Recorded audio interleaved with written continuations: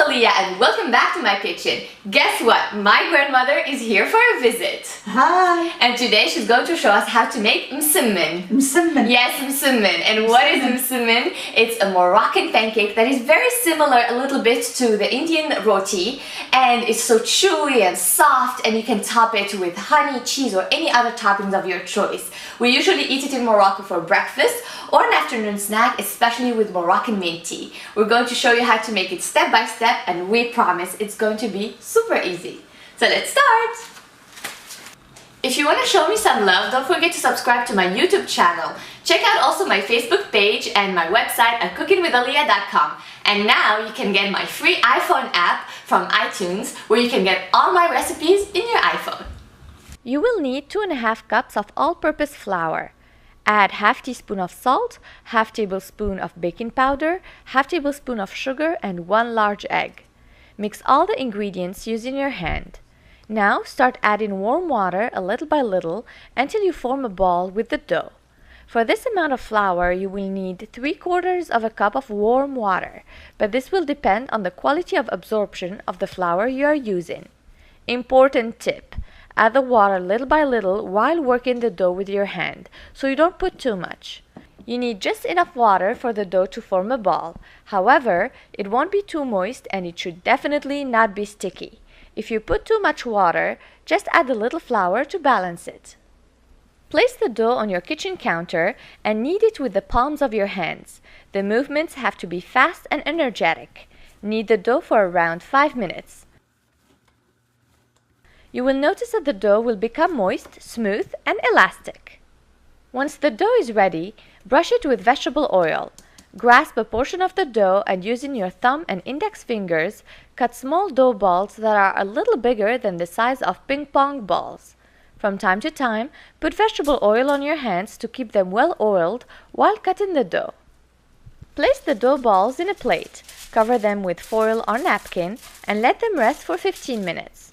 After 15 minutes, the dough balls are ready to be shaped into squares, which is the traditional shape of mesemn. Brush your kitchen counter with vegetable oil. Take a dough ball and flatten it with the palm of your hand. Using your fingers, gently push the edges of the dough to expand it into a very thin disc of dough. The dough is almost transparent at this point, and you can somewhat see your kitchen counter through it. Sprinkle a little bit of semolina on the thin disc of dough. Fold the upper edge and lower edge of the dough towards the center on top of each other to create a long rectangle of dough.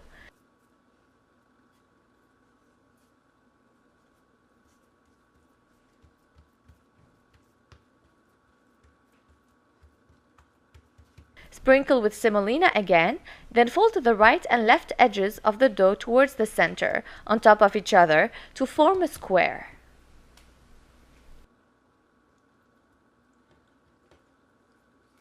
Place the dough squares on a plate, cover them and let them rest for 15 minutes. This is the last step.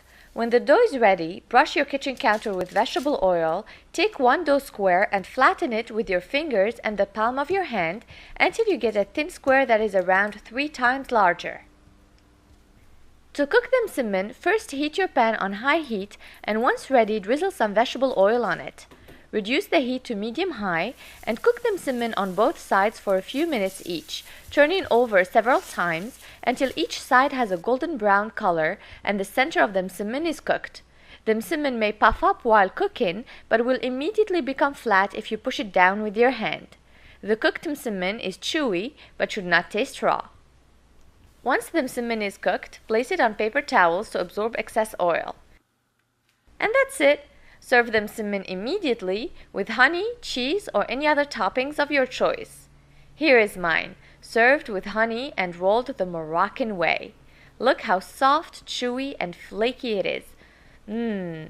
All I need now is my Moroccan mint tea.